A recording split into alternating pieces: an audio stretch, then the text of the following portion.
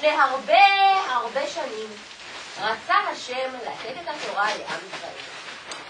אני רוצה לתת את התורה לעם ישראל על ההר הכי טוב, אבל יש כל כך הרבה ערים, במי אבחר?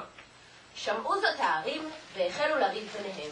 ראשון יצא הר הכרמל, ההר היפה בצפון, ואמר: אני הר הכרמל, אני ההר הכי יפה והכי שווה, בטח שעליי השם ייתן את התורה.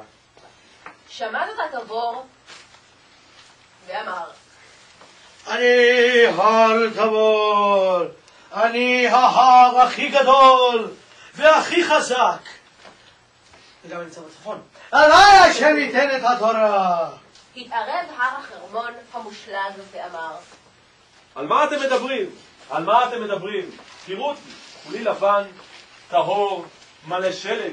אני הכי גבוה מכל הערים. עליי, ורק עליי, ייתן השם את התורה. פתאום הופיע ההר הנמוך והקטן. אתה נורא כאילו.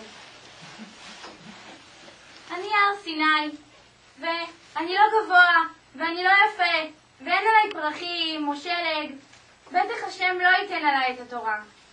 שמע זאת הקדוש ברוך הוא ואמר: על הר סיני אתן את התורה. עליי? החלו ההרים לריב! תריבו כבר! רגע, אני הכי גבוה? אבל למה? אני ההר הכי חזק! אני הכי גדול! אני ההר הכי חזק! אני צריך שהשם ייתן עליי את התורה! למה? שקט!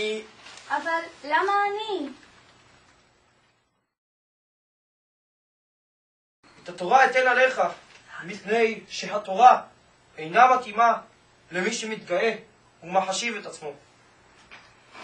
התורה מתאימה למי כי תבינו סוער בעלול. בסדר? להעריך את התורה. רק אתה מתאים לקבל אותה. לאט! מה זה?